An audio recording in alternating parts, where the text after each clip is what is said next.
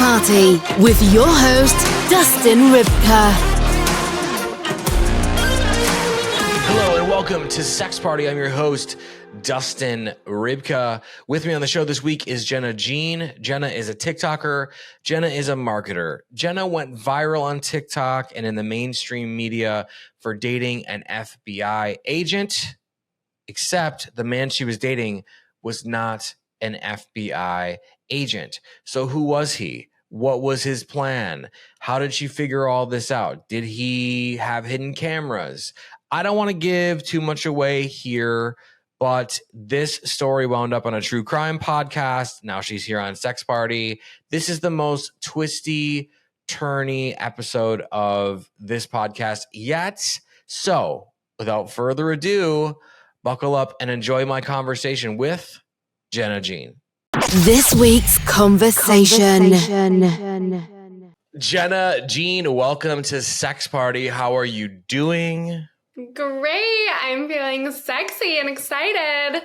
Yeah, all the way from Paris, France, right? Yes, I am in France. Oui, oui.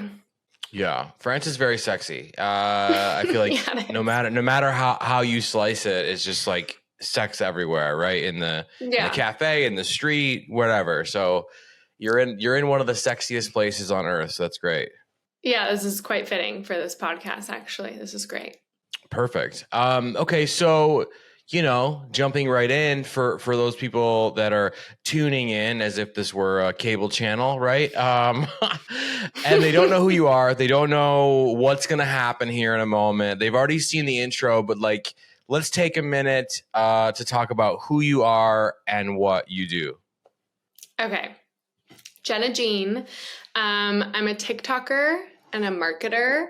So I share a lot of my personal life on TikTok. That's kind of my niche, is just my lifestyle and me, myself, and I.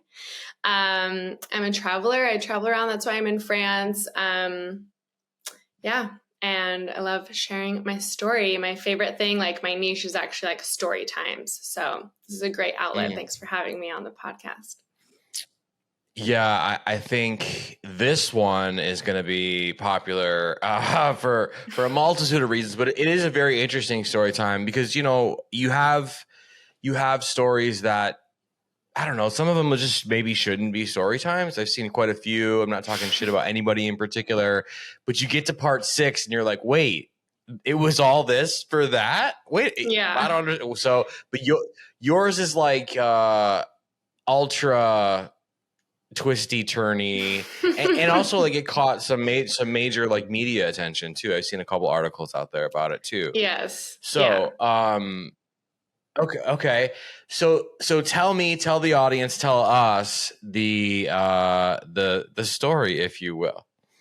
Yes. So I shared this story about my last relationship on TikTok and it just went viral. It's my most viewed video. It has 14 million views now, I think. So when that took off, Yahoo News picked it up and wrote a little article about it, which was really funny. And then it ended up on a true crime podcast, on Something Was Wrong podcast as well. And then just, an influx of messages of people who have gone through the same thing or whatever. So I just started sharing more about it because it just was a good way to connect with people. And now it's super interesting for me to be dating again and being when we talk about our past, being oh yeah, my last relationship literally ended up on a true crime podcast. That's how bad it was. So it's nicer to talk about it in a little bit of I'm kind of over the heaviness of it and the heartbreak of it. And it's a lot of trauma. And now it's been a lot of time and I've shared that story. I've shared the story and I feel comfortable sharing it now. So, I mean, where do we begin? Do you want to know the whole story? Yeah, let's do the whole story. But when was this? Was this last year, the year before, a couple years ago? So let's see. This was 2021 when I was in this relationship. And then I shared this story at the end of 2022, when I was ready to talk about it. So almost a year later. And now we're in freaking 2023. So time it's just the story yeah. that just keeps giving. I'd like love to escape it at some point, but it's kind of like now just part of my life. So well, you're gonna have to. I mean, good luck topping this story and finding a new one because exactly. this one is a doozy. So okay, It's true. it's 2021. You're single at this point. Were you looking for a relationship? Were you on the apps? How did this start? Yes, I was. It was my first time ever going on the dating apps, first and last. Okay. I went on Hinge because I had just moved to Hawaii and I knew only 2 people out there. So I didn't know a lot of people. And so it's kind of hard to meet people. So I was like, I'll give these things a freaking chance. I should sue Hinge, is what I should do. But so I went on the dating apps and I matched with this guy. We should make up a name for him, Aiden. And so that's where Sounds this all like began. Alias, was on so Hinge. it's perfect. Yeah, exactly. That's what it is. Yeah, so our first date was in Hawaii. Just like got off the dating apps real quick and went on our first date there in Hawaii, 2021. Okay. And what drew you to him on Hinge? Like was it just he was just like a hot dude or what made you respond to one of his prompts or whatever they do on Hinge? Because it's been a while since I've been on Hinge. I don't remember. Right. Well, the shirtless pic. Of course he had a shirtless. Yeah, every time, like the right? Perfect like bodybuilder body, shirtless pic in like this absolute gorgeous waterfall in Hawaii. Say less. But also the whole profile was like, now that I think about it, totally set up. It was like Cornell University, like very prestigious university. And then his job title on Hinge, because you can write what you are, like mine says marketer. It was like, I thought he was a lawyer based off what it said. It said something like very, it was like vague, like something like bureau, like working in the bureau or something. And I was like, I'm not a lawyer. Anyway, I was intrigued. So all the things. Great Hinge profile. I'm sure the first line was good. Blocked it out of my memory. Right. So we've established that women do respond to shirtless pics because as men we're told like stop doing the shirtless thing, whatever. Honestly, yeah. Like normally I'd say stay away. Like fish photos, like you holding your fish fishing, and shirtless photos, yeah, like maybe stay away. But this one, it got me. No, maybe put it as like your third picture, not your first one.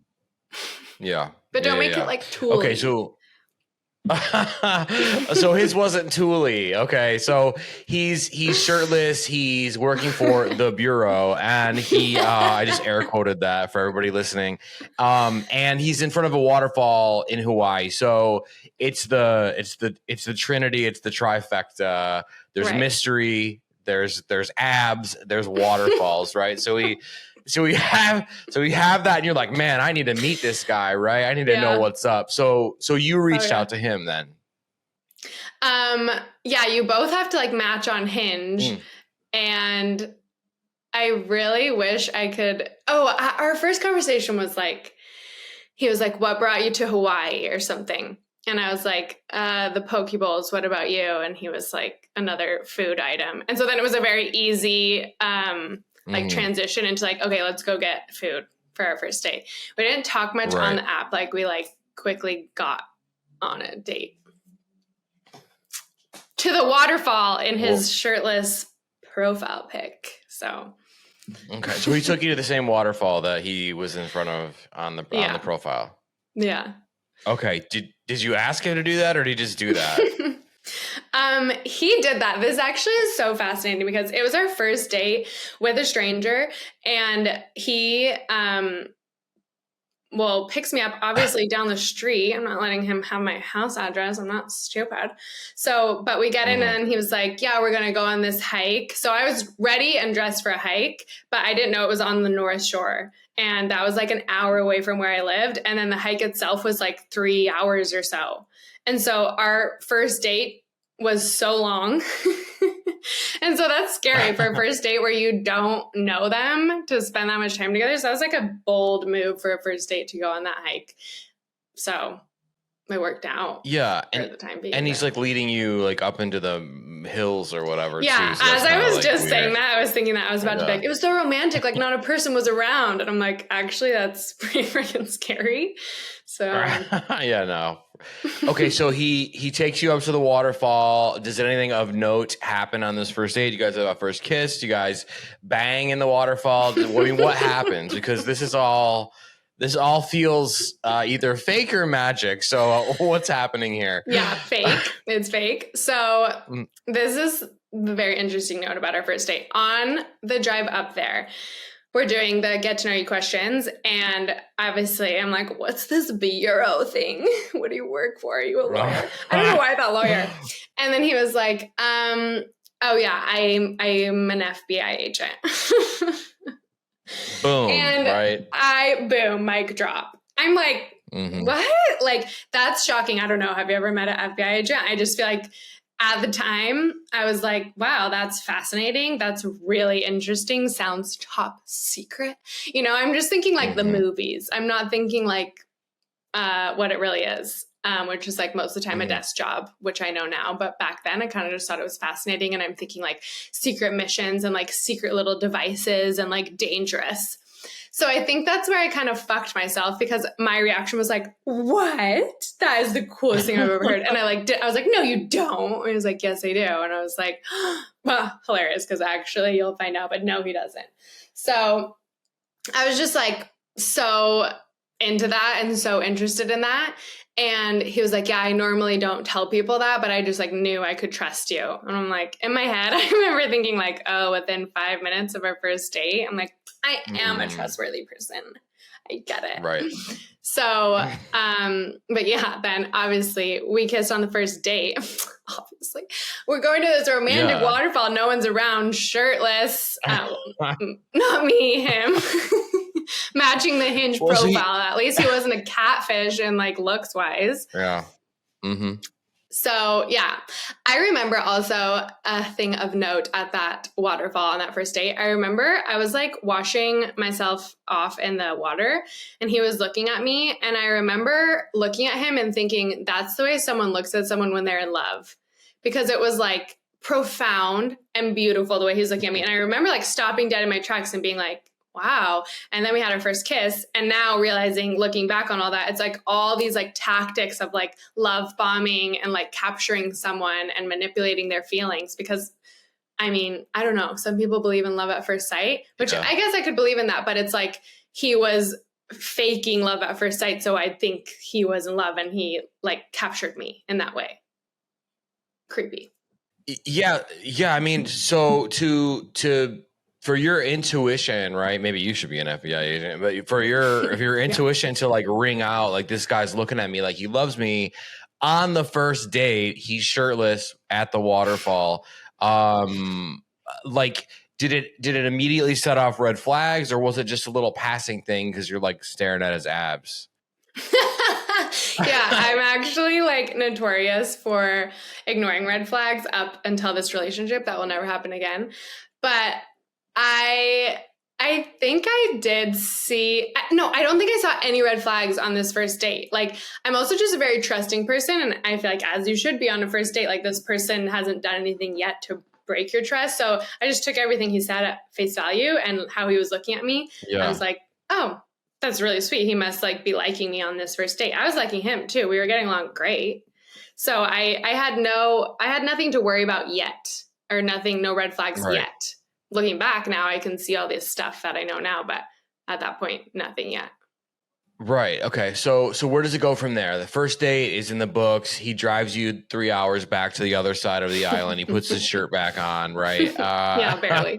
And then, does he try to come in? Is he a gentleman? Like what happens there? Gentleman? Nope, doesn't. Just drops me off back at home or back down the street because, you know, I didn't want I lived yet. And I was like, my roommate came out and like met him at the end of the street and stuff too. Like I was safe. Like I look back, I'm actually proud of myself. But I did know I really liked him, and we were already making plans for like date number 2 on the way home. Oh, we actually on the first day on the way home stopped and got dinner. So it was already like 5 hours freaking drive there, hike and everything. And we still were getting along so well. We stopped and went to dinner, and then he took me home. So great. Like literally, this is so sad. One of the best first dates I've had. So he caught me first date. Yeah.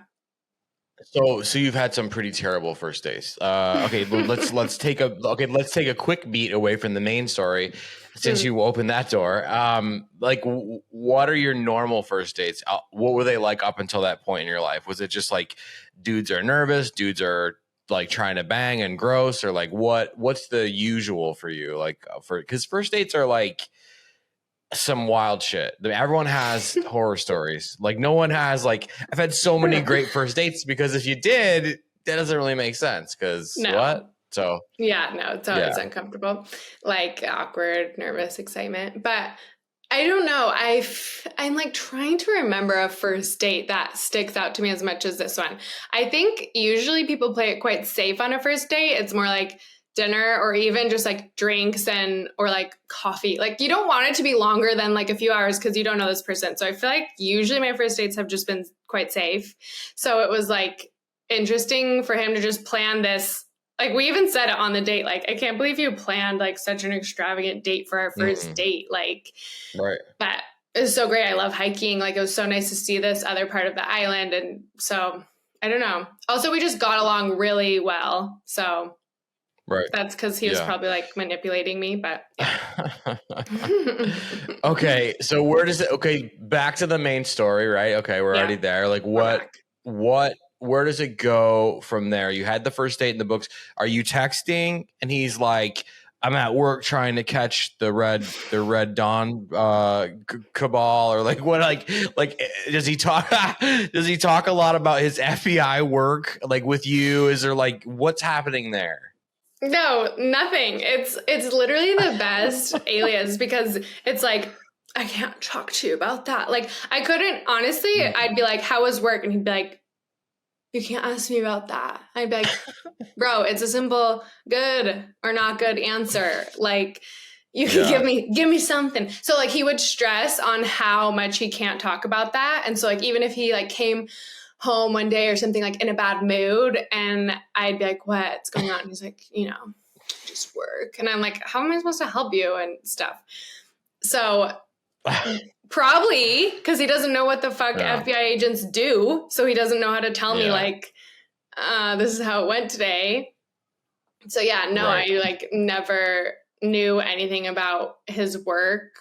I just knew that he was at work because like sometimes we'd be trying to hang out or something, but he'd be like busy. Who knows what? Yeah. Okay. So he doesn't talk. So it's not like, damn it, we lost him again, or anything. He's not saying those things and whatever.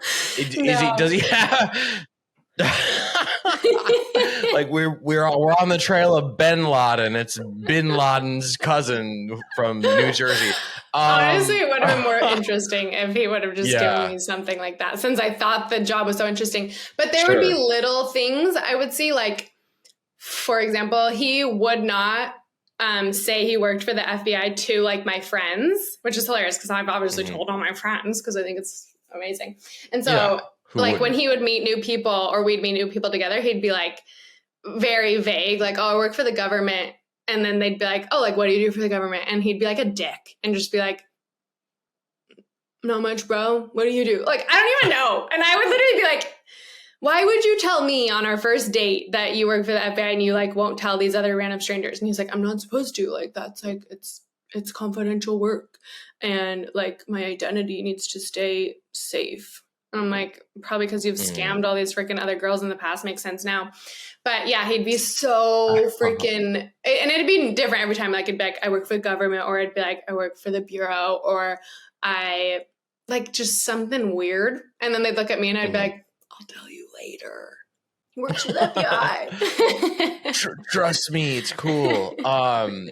Okay, so did he have a gun? Did he have a badge, a gun? Did he have like FBI like flak jackets in the closet? Like, were there any signs that mean, how much was he trying to like play the part? If he's not talking about it, then obviously, like, was there a hooded sweatshirt that had like, you know, FBI female track body inspector on it? Have you seen those shirts? Oh shit! Oh my god!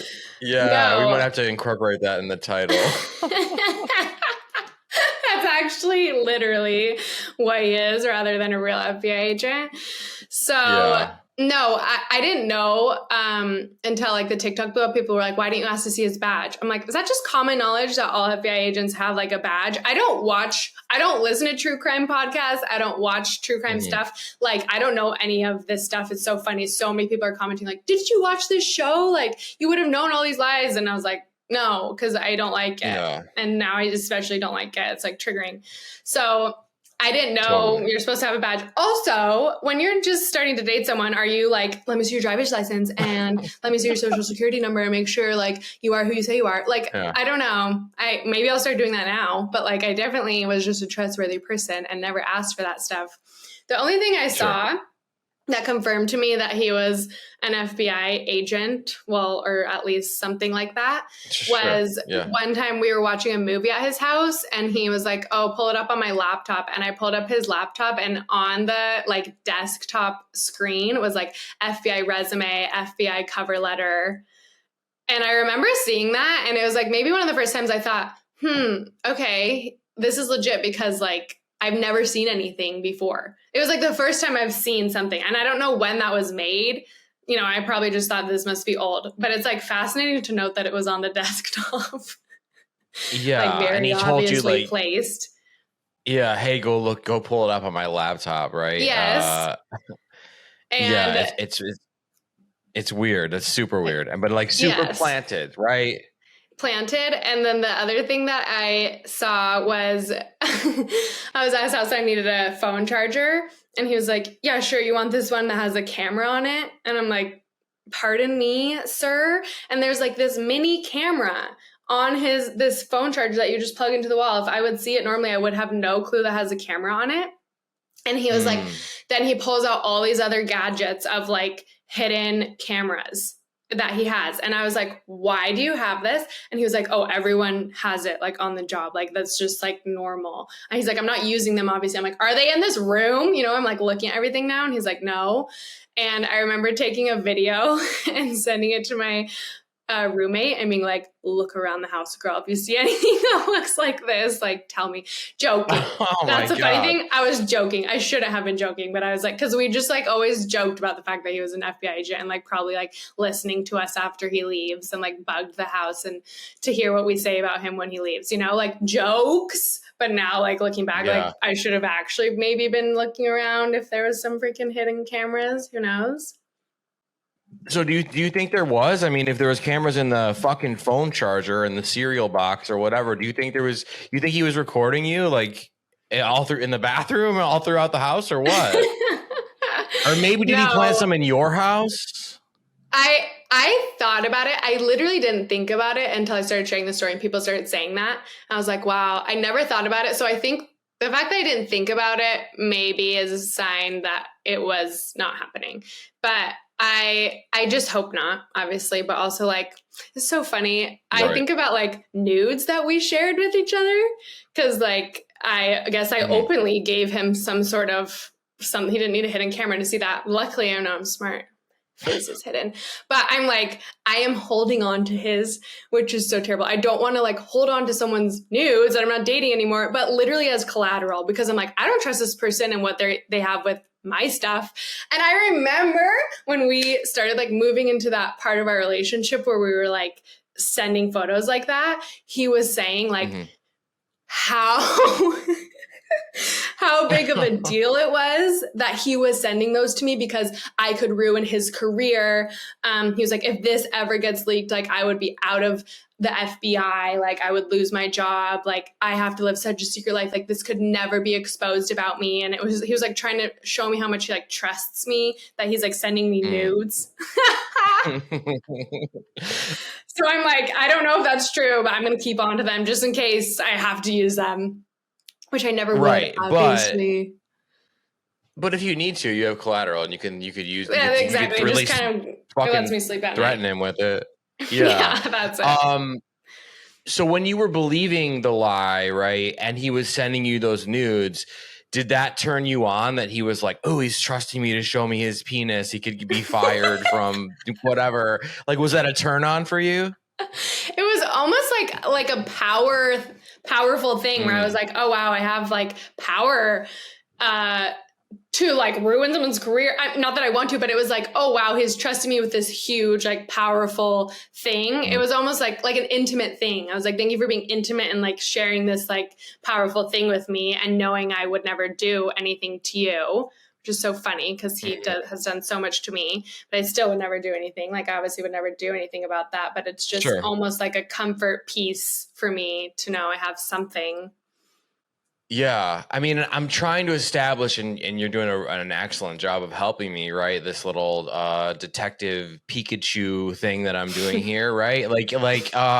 He sounds like he's a pretty good con artist at this point, because he's doing these like trust fall things with you, where it's like the laptop with the fake FBI information. Oh, this one has a hidden camera on it. Here's my dong, I don't show anybody, whatever, like, because I could get fired. Like, that's like making you trust him, and therefore increasing the bond, therefore like falling more in love with him, right? Okay. Yes. Yep. Manipulative tactics. But this is like next level manipulation. Yeah.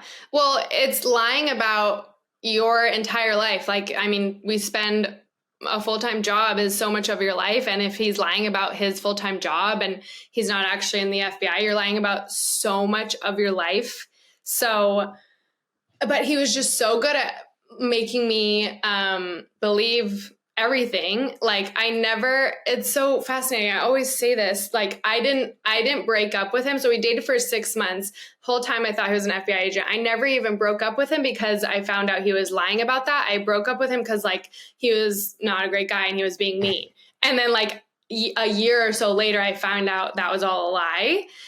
And so that's what's so scary to me, is how good of a liar he was, because I didn't even know. And that's not even the reason I broke up with him. It's like, right. I really never questioned it. And this is really interesting. I haven't shared this anywhere yet. So I posted this, this TikTok, and then I started sharing it. I shared it on Something Was Wrong. And then I get a message on Instagram from this girl.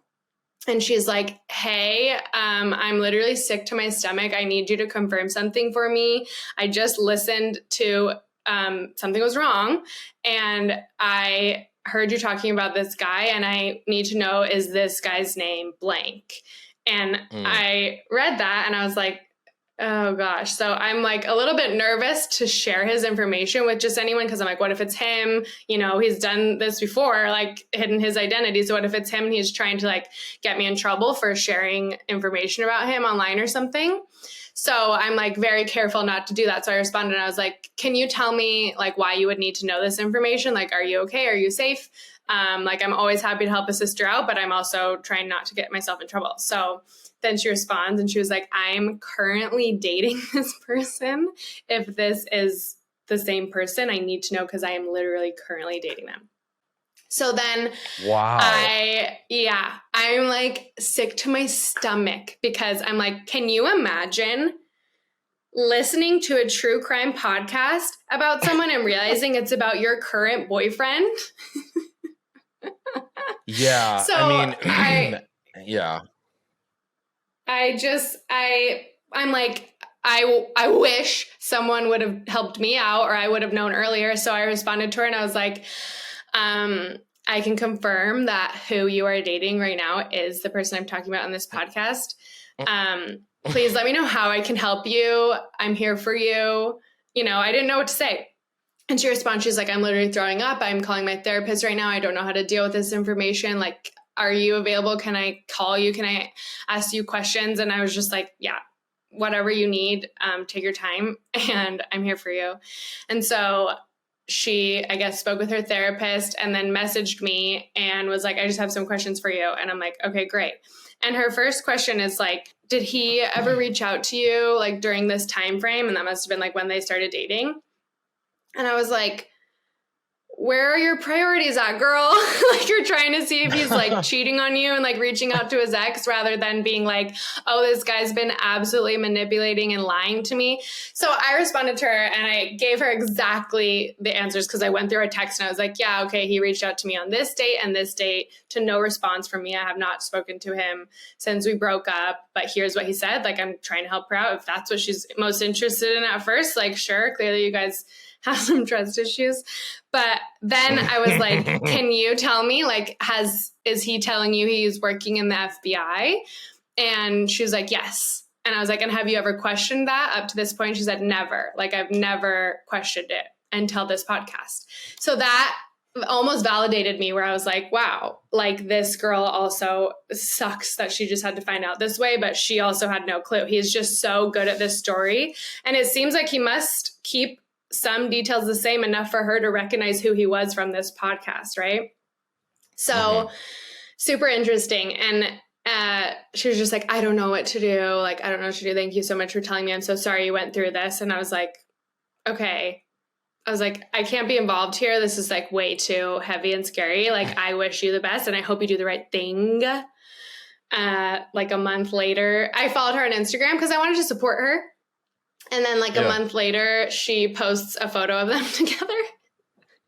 No. Jump scare when I saw that on my story. And I was just like, girl, how can you like voluntarily put yourself through that? But I don't want to blame her because that was me. Like he 100% has a hold over her. And I'm sure, I guarantee you, he's like, oh, that girl is just a TikToker. She just, you know, embellishes stories. This is so she can like tell stories. I'm sure he's telling her all that kind of stuff. But this is also so fascinating because I've been wondering if he knows that I have shared about this story. Because I have not heard from him since I shared this story. And I feel like he's the type of person, like the narcissistic personality, who would reach out to me and be like, you're so dumb. Like, this is true. Here's my badge. Here's the proof. Like, fuck you. And I haven't gotten that. And that just shows me even further that like, it's such a lie. He can't even come up with the proof to prove it to me now. And now I know for a fact he has seen it or heard it or knows that it's out there because his girlfriend, there's absolutely no way his current girlfriend didn't bring that up to him. And 14 million people have heard it. So one of them has to be like his sister or mom. So it's so telling to me that he hasn't reached out and been like, take this down, or, you know, like, this is unfair. Here's the proof. Let me show you. Because there is none. Yeah. My friends at the Bureau are going to have your head on a platter. Okay. So this is crazy as fuck. First of all, this is insane. Yeah. So we have, he works at the Bureau. Oh, by the way, did he take the new girl to the waterfall too? Did you see any waterfall pictures?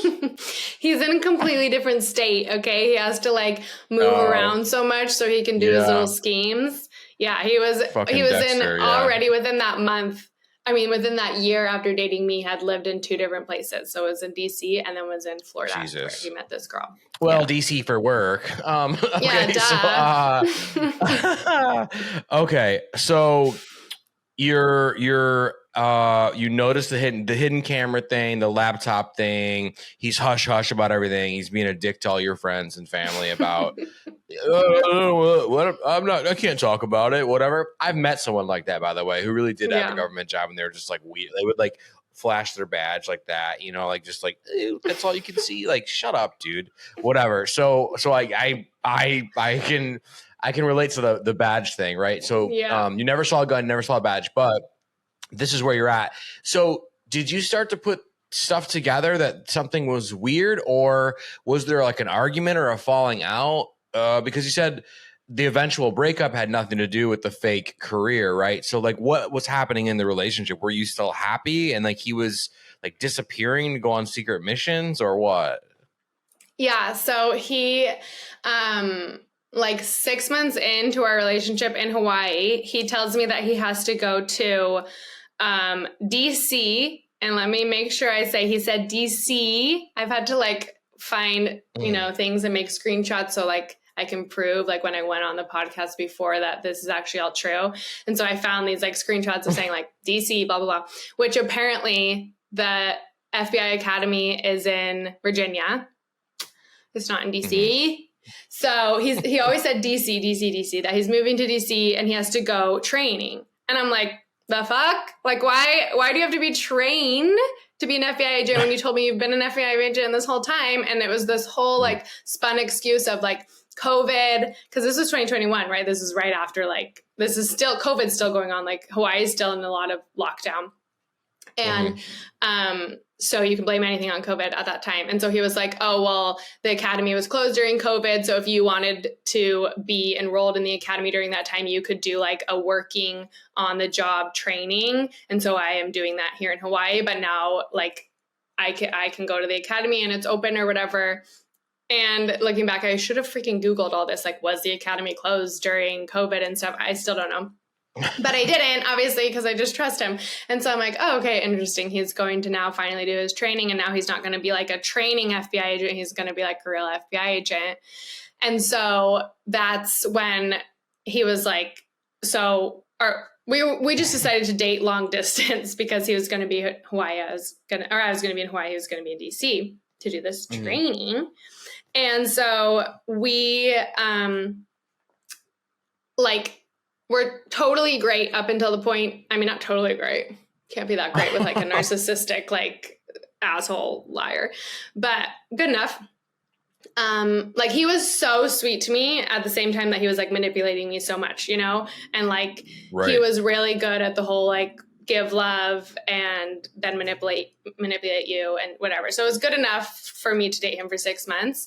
And then when he left, things were so bad. I went with him to Colorado on his way. He was stopping in Colorado, then he was going to DC, and I went with him to that trip. It was like to see some family friends and stuff.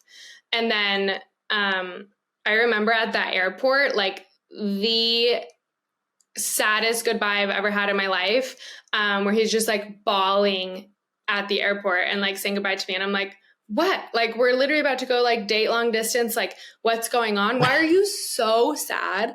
And now looking back at it, I realized it's because he knew he couldn't carry the lie on any longer. I was figuring things out. Like that trip in Colorado, I met his friends and some like extended family for the first time. And I was like getting too close to like the truth of like little lies and uncovering things. Like he had always told me our whole relationship that he was from Colorado.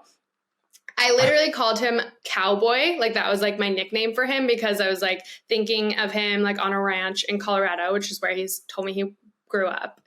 And so we go to this ranch in Colorado where apparently I thought he grew up, and it's his cousins. It's not like his family's. And then I'm like, oh, so like, where'd you go to school? And he's like, in New Jersey. I'm like, bitch. What the fuck? I'm like, you're from Colorado. You've told me that for 6 months. Why would I think that? And then there's that gaslighting of like, you're remembering it wrong. I'm like, why would I think that? Why would I remember you're from Colorado? And why would I call you Cowboy? Apparently there's cowboys in New Jersey as well. But I feel like that doesn't, like when I think of New Jersey, I don't immediately think of like cowboy. I think of like Jersey Shore. So what the fuck? So anyway, I was uncovering truths, and we were just too close at that point. And it was like, I was committed to like my life I work remote, so I can like really go anywhere. So I was committed to be like, oh, I'll come visit you at the academy in DC in a month, which doesn't exist. So, you know, it was like, he knew he had to like slowly start like phasing me out of his life because I was just too close to finding out the truth. And I think it was just like let me have fun and manipulate this girl and lie to her while we're like isolated in Hawaii and she's away from her friends and family and like is an easy target. And he had no friends or family there. So like no one who could out him or anything. It was like such an easy place to kind of scheme and con. And so then he was out of that. And so like all of a sudden, when we turned to long distance, he was a completely different person, like so mean, like so unattentive, like just like sketchy behavior, which was just uncommon. And so I was like, so confused. And I was like, okay, I'm not dealing with this anymore. And now I realize he was like self-sabotaging because it needed to end. So yeah, I broke up with him because I was like, you're rude and this long distance is terrible, rather than like, you're a liar. Right. So you break up with him because he's a dick. You said sketchy behavior. What kind of sketchy behavior? Well, I mean, what could be more sketchy than pretending you're an FBI agent? But what was he doing that was different?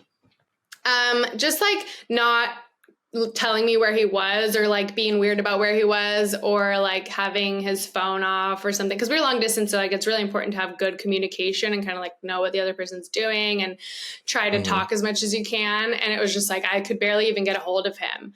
And it was like really odd. So that was like sketchy. I just never knew what he was doing or where he was or who he was with and stuff. And when you broke up with him, was it via text? Was it FaceTime? Was he like standing in front of some FBI logo in the background? If it was a FaceTime, or like, how did you break up with him? How did that go?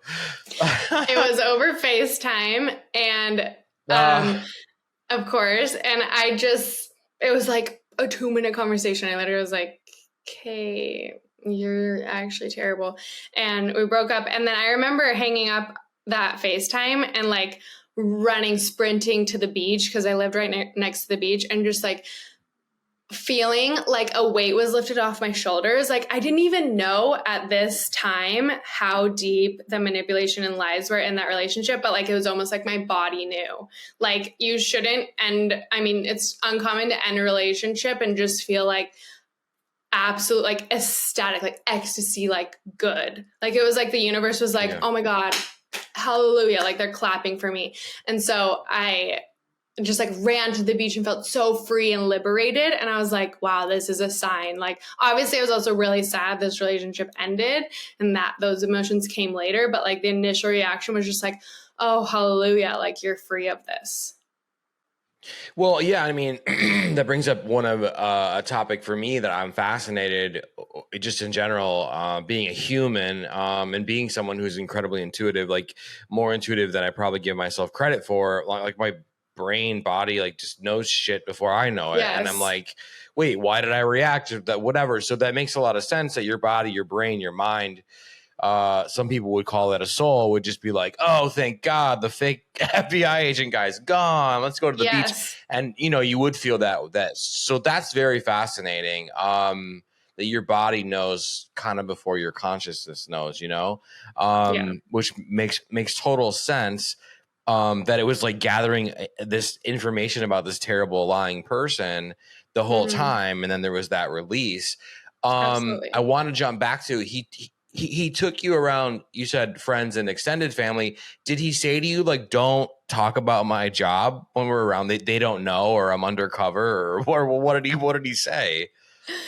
He, I think, was very particular about who he let me meet. So this is not his this is not his immediate family. Like I never actually even talked to, not even like on FaceTime, any of his immediate family. And he would just kind of tell me things like they weren't that close, or like he really didn't have a good relationship with some of them. So I like never thought it was weird that we didn't meet them over FaceTime even. But this was just his extended family. And so and family friends. And so this is interesting because I know that he doesn't like tell my friends that he works in the FBI. And so it's not an open topic to talk about with people. And so I don't know I don't even know if he's told his extended family or his, like, because obviously his family would know, right? And so I could talk to them about it. But this is his extended family and family friends. So I don't know that they know. So he's like taught me up to this point that it's not a thing you can talk about with people. And so I don't. Yeah. So he had you sort of trained, right? Like you manipulated and trained into that. When you guys were dating, did he ever like, oh, gotta go, and like hang up, like, oh, I was my mom, or like, was he trying to duck conversations that maybe possibly would have outed him around you? No, he never would talk to his family on the phone around me. I never heard him talk to his family. He didn't have any friends. This is the best. He didn't have any friends in Hawaii, and he told me that they were all like on special missions.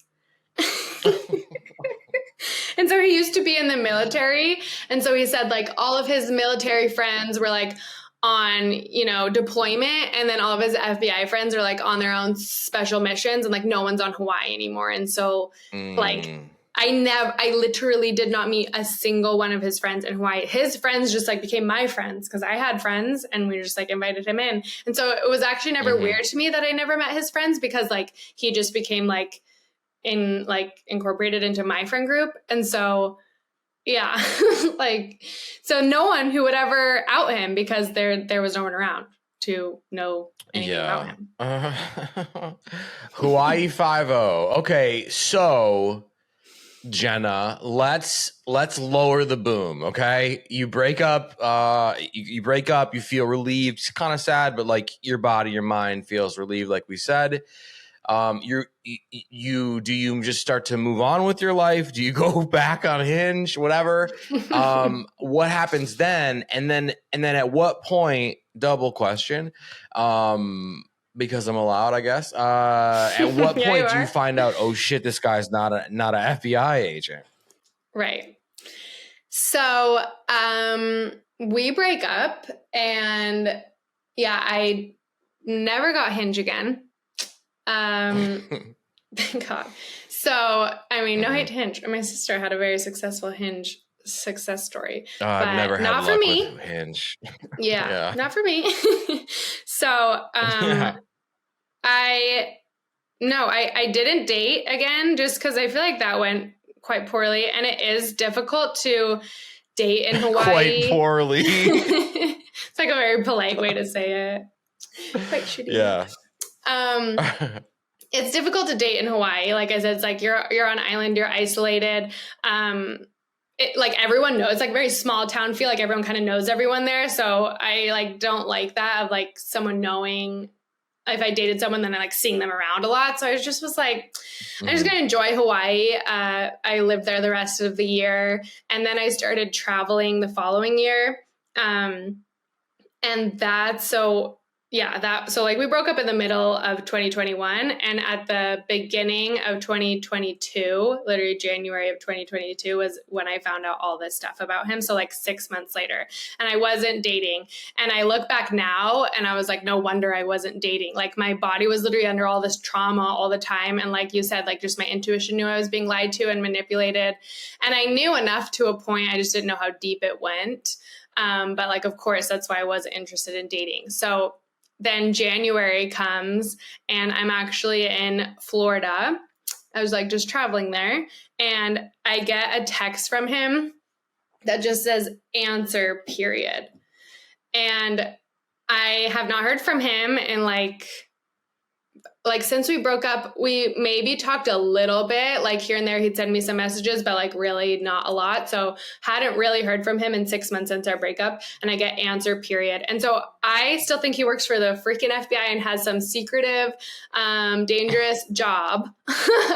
And so I'm like, oh God, is he in trouble? And then 1 minute later, I get a call from him.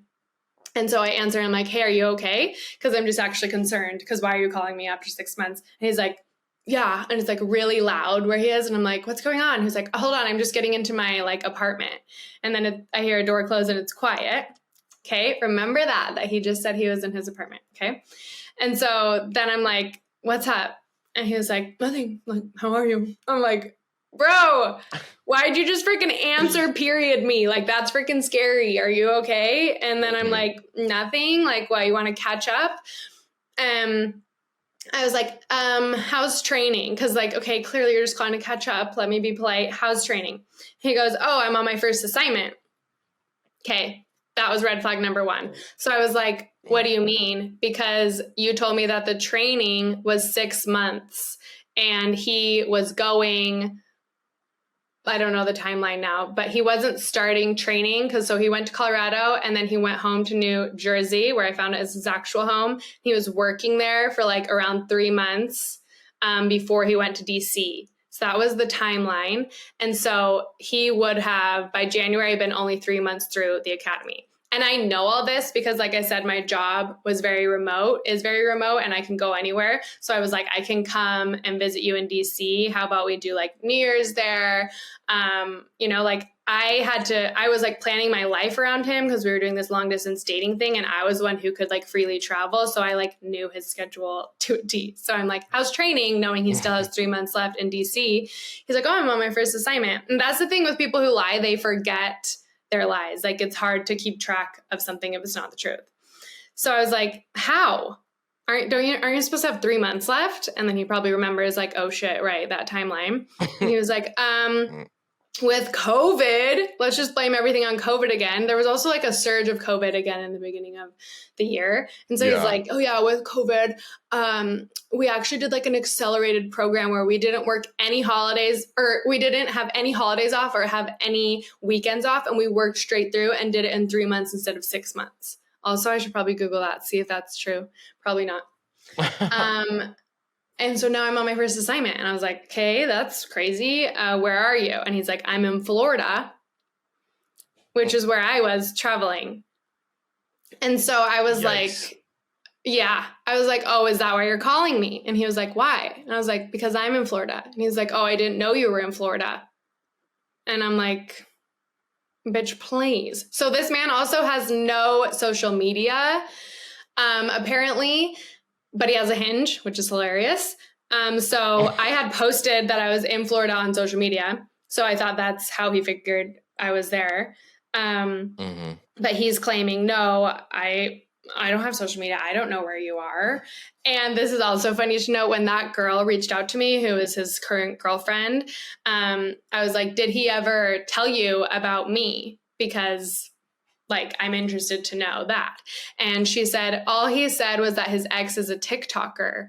And when I was dating him in Hawaii, I wasn't on TikTok. I was just doing my marketing job. And so I started TikTok in 2022. So that shows that he was keeping up with me far after our relationship ended and knew I was a TikToker. And I told her that. I was like, well, just so you know, I wasn't while we were dating. So that's a lie. And that means he's keeping up with me. And that means he's also probably seen the TikToks about him. Anyway, I digress. I was saying I was in Florida. Okay, then he's like, no, I don't want to see you. And I'm like, then why the fuck are you calling me? Literally, why are you calling me?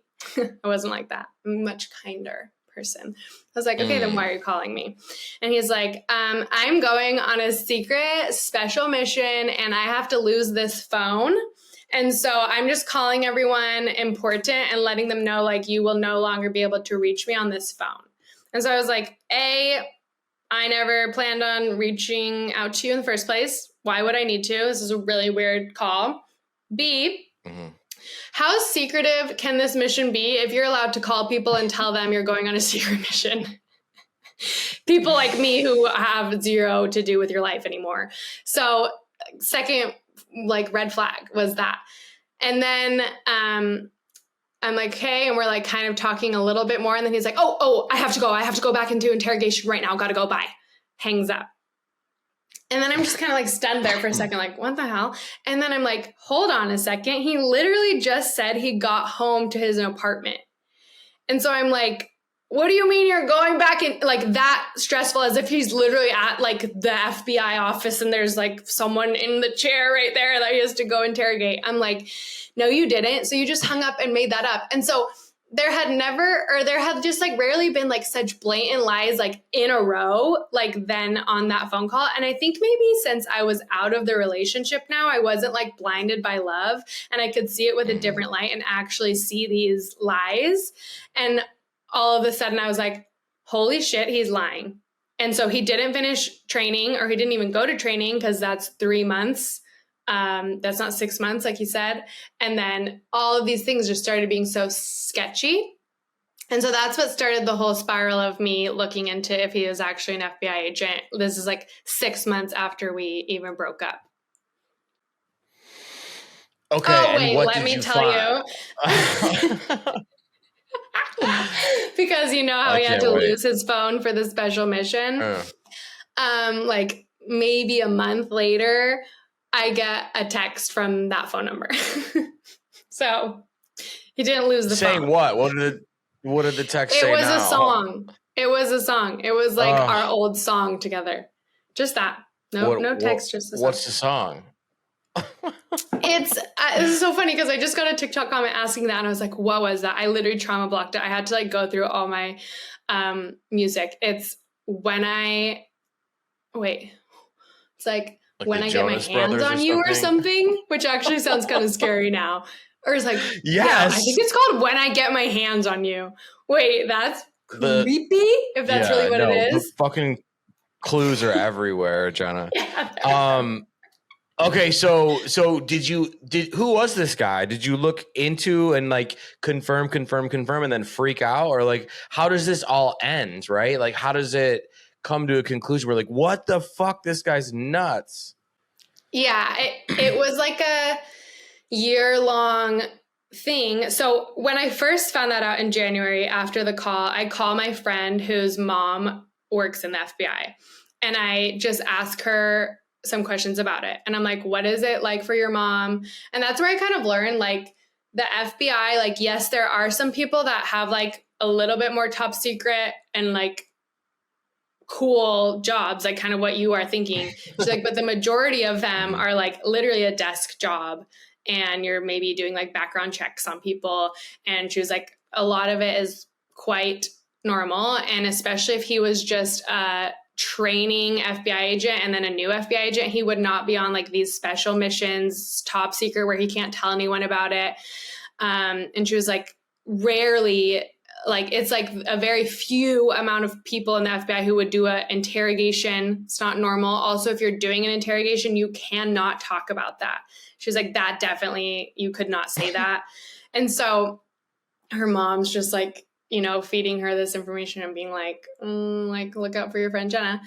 And then I just was like content at that moment, just like, wow, he lied. And like, I was also on this like solo year for that year after like being so hurt from that relationship of just like not dating and wanting to like heal and do my own thing. He like always told me that I couldn't like travel anymore because if I was going to date him, like I needed to go where his missions were, and like I couldn't like go solo traveling like I do, and I needed to be more careful. He was like very trying to like hold me in this certain place. And so I just felt so free and liberated. And I wanted to just kind of let go of him. And then I realized like, okay, he lied, and that I was not ready to break that open and to be like, this person that I let into my life lied to me about so much of him and his life for 6 months. Like I wasn't ready.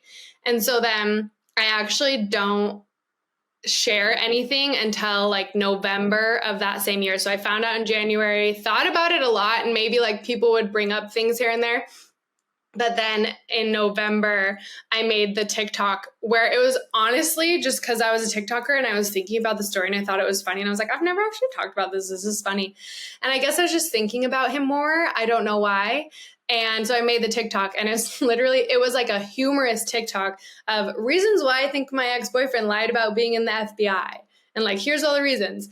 And then I think that blowing up made me really curious about it, because the comments that were like, what do you think he was doing this whole time? Do you think there was hidden cameras? Do you think he has another family? Do you think he had a wife? Like all these things, like, do you think that was his real name? What was his real job? What was he doing all the time? And then like crazy things like, this is another thing I haven't shared yet about this story. I shared that he would have people like bring me things. And he said that everyone who works in the FBI has their own runner. And so if he was like busy at work doing whatever the fuck he's doing, and I needed something, like this random person would come to my house and like give me something. Like once I was having a really hard day, and he had this random lady bring me food, and she was like, hey, from Aiden. I was like, oh, thanks so much. And then it would be like different people. Another person came and delivered me a vacuum because he actually like spilled stuff all over my house and had to like rush off to work and couldn't clean it. And I was like, I don't have a vacuum because I had just moved there. And so he had someone like deliver me a vacuum. And then this is the part that I forgot to share before that. I haven't shared before that. I think about now and it scares me. I was in a hotel because my family was visiting. So we were all in a hotel in like downtown Honolulu. And I had told him what hotel I was at, but I never told him like my room number or anything. And one morning I wake up and there's flowers and a note from him outside my hotel room. And I'm just like, at the time I was just like, oh my gosh, so cute. Like he obviously had one of his runners come and bring this here. But like, how did you get my hotel number? Like you can't just go ask like, hey, what room is Jenna in? You know, like I don't know if the front desk would just share that with anybody. But it's just so creepy because now that he's not in the FBI, who are these random ass people you're giving my address to and information to? And are you just paying them to like bring me things and find out where I'm staying? That's so scary. So like questions like that would get brought up on TikTok and just people wondering more. And so then it made me start questioning more. And then to go on like the true crime podcast if something was wrong, I actually had to have like evidence and I had to have proof that my story was correct, like in order for them to produce it. So I had to like look up all of our old texts, which was hilarious, just see all these lies and like get actual screenshots of him like saying that he's in the FBI and that blah, blah, blah. And so then I reach out to, or one of my friends from Hawaii reaches out to me when he sees the TikTok and he was like, hey, why didn't you tell me about this? I work for the special services. I actually do. And I have access to a database that can see everyone that's worked here, like in the FBI, in the military, in anything that you need to know information about. I was like, say less. I'm like, great. Can you please go on there and see if he worked in the FBI in Hawaii during this time? And so my friend went and searched other people's names who he actually knows from the FBI there, and they would pop up. And then he searched Aiden's name and he wasn't on it. So that was the first time that I was like, wow, that's pure evidence that's not true. So that was mind blowing. Yeah, that feels like the nail in the coffin as well, though. Yes, yeah, it was like a little bit of closure because up to that point, it was like, again, trust your body and your intuition. I just knew all of this had been a lie. And then when I had that thought in my mind, was this a lie? All these things started coming out like that I was remembering or that people would remember and tell me about the other things he lied about. And so then I was like, okay, clearly this person lies. And I knew that he wasn't a great person from like the last bit of our relationship when he was super manipulative and super like sketchy and not a great boyfriend. So I just knew his character. I learned his character. And then so it was just very clear to me. And so I kept telling myself like, that's okay. That's your closure, is that like, you know it in your heart and you might never get an answer. And then when I got that answer, It was like very peaceful and like, wow, okay, I know this now. Yeah. Well, I mean, and just briefly, you don't have to like go into it, but like, do you have an idea of who he really was and what he really was doing? I mean, he does sound dangerous, right? In terms of like finding your hotel room and all that stuff and like sending people, like, were those people like dressed a certain way? Do they look like FBI runners or whatever? But like, I mean, this is all very elaborate, from the laptop, the cameras, the runners, to the finding you and being in Florida and like, or whatever. Right. So like, ultimately here at the end of the episode, like, who do you think this guy was and what was he doing? I think this is a great question. No one's asked me that. Like, or, I haven't talked about that. I think so what I did gather from him from Google is like his dad is pretty successful, like in the real estate business in New Jersey. And I think he might live off his dad's money potentially, because I don't know what he does for a job because I never saw him working, obviously. And then I think he might literally like live off dad's money or some money or conned money from people, like, because I don't know if he works. And I think he gets a kick out of like literally being like a con man and like seeing who he can lie to. Because I also, when I put out this story, another girl had reached out to me and she was like, hey, is this blank? And I said, yes. And she said, oh, we went on a date when he was in DC. So this is interesting. He actually did go to DC during the time he told me. And I said, okay, cool. What did he tell you he was doing there? Because to me, he told me he was going to the FBI Academy to train. To her, he told her he was on like a secret special mission in DC and that he was in the FBI. So boom, another nail in the coffin right there. Where I was like, hey, that's a story that's not aligning. And then she said this girl is stronger than I am. She was like, I never went on a second date with him because he scared me. And like, he's like so much talk about the FBI. And like, she was like, I was literally nervous. He like looked me up before this date or like bugged my phone or something. She was like, he just like gave off really scary vibes. And I was like, oh, I wish I could have had that good of like intuition and of someone's character. And so I'm proud of her. But another thing that was quite creepy that she said was like, he brought me up on their date. Like this first date, this is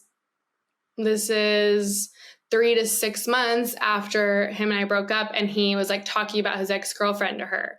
So that scares me too. Like, I think he might maybe obsess over a girl and like see how he can manipulate her and make her fall in love with him. And then he like gets them, and then he realizes, oh, well, I kind of made this whole fake persona. I can't keep this on, and then moves to the next person. So then he was in DC, then he was in Florida within 6 months. Like, I think he just does this with people. And we know he's with this girlfriend right now who has no clue about him and thinks he's this normal guy in the FBI. And now she's finding out. And so hopefully she finds the strength to leave him. But like, I don't know if he'll just keep doing this to people, but I think that's like what he does. I think he's just like a con man. Yeah, I mean, there's 3 of you already, right? And when this episode comes out, you know, fuck, who knows what's gonna shake out of that, right? So, I thank you for coming on the show and like sharing all that. And some of that might have been true. I mean, we had fun with it, obviously, and but I'm sure a lot of that was like not great and triggering and whatever. So thank you so much for doing that and sharing it with the audience, because I think people are going to be like, what the fuck? And these are my favorite kinds of stories that, you know, that involve brave people like yourself that'll go through something traumatic and like, you know, internet funny, but have the fucking guts to like talk about it on a podcast. You know, I think that takes a lot. So thank you. Thank you. A quick couple follow-up questions at the end. Number 1, are you dating now or are you taking a break? So I took like a 2-year break.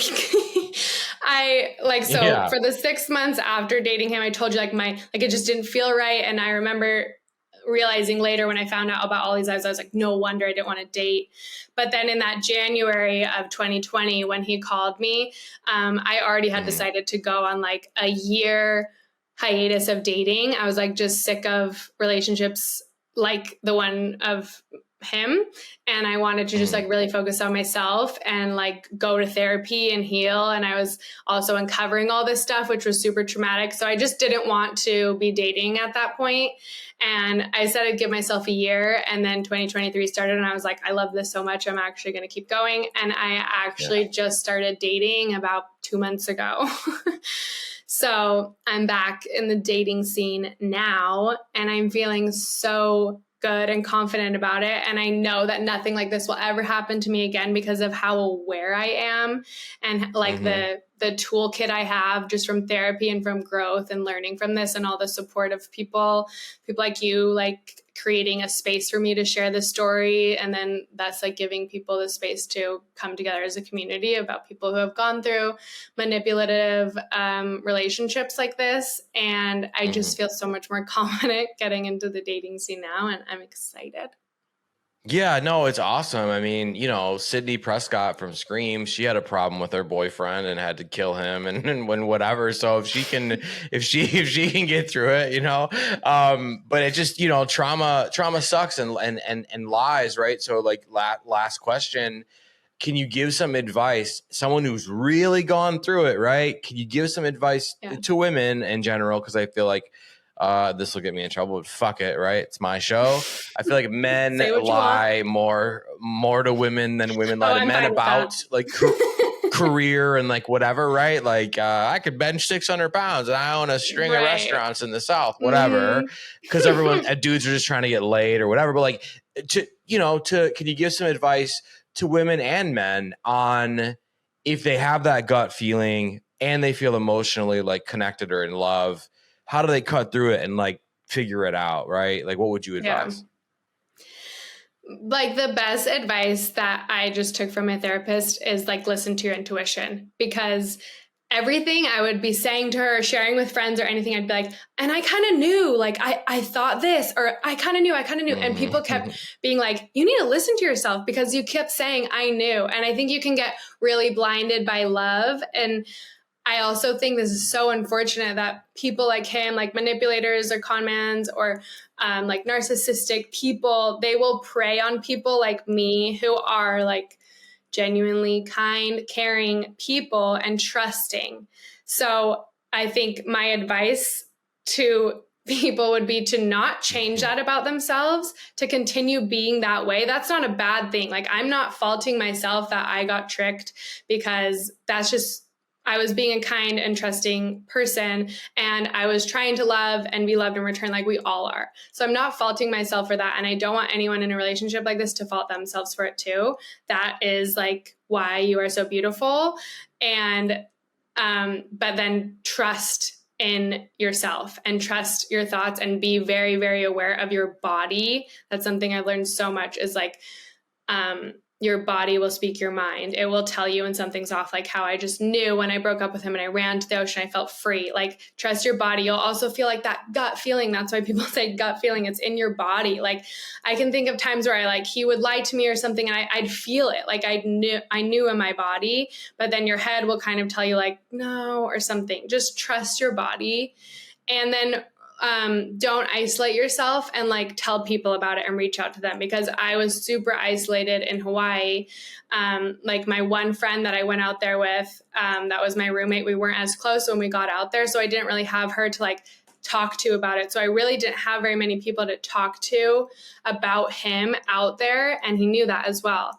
And so I think like reaching out to your support system and like letting them know what you're going through, or even just to hear a second opinion, even if you think it's going well and you talk to someone else and they're kind of like, oh, that might be a red flag. Cause like my therapist, when I was telling her about him, this is so funny. She was like, every time you talk, I'm going to go like this, like waving her hand up and down in the camera when it's a red flag. And like the whole conversation, she's like waving her hands up and down. And I'm like, I didn't even know. Like, it's like I needed a second opinion to tell me and like to help me out of these like blinders from love. So definitely keep your friends close, and your people who have your best interest at heart close, and keep your own best interest at heart as well.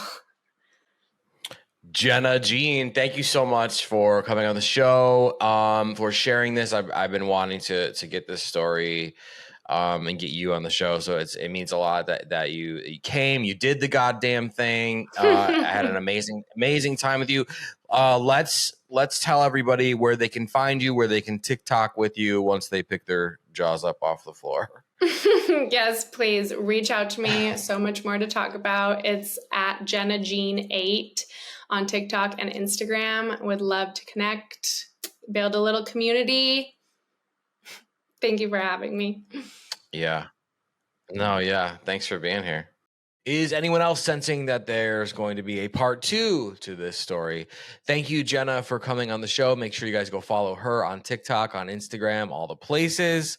If you want to see more guests like Jenna, if you're enjoying the show, if you just want more sex party, you just want to party, you just want everything, you want to know what's coming next, you want to know if there's going to be this spinoff I keep teasing, you want to show some love, some appreciation, some desire, how do you do that? If you're listening on platforms like Apple and Spotify, you could subscribe to the show. That's the most important. You could leave a rating. You could leave a review. You could tell your coworkers. Sex party, right? If you're watching on YouTube,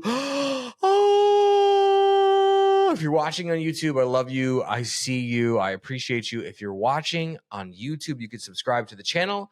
You can like the video. You can leave a comment. As always, you can reach out to me in the DMs on Instagram, and I will see you all back here next week.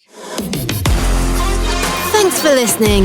The party continues next week. Click subscribe and let's make this a regular thing. Follow the show on Instagram and Twitter at SexPartyFM. Follow Dustin at Dustin Rybka.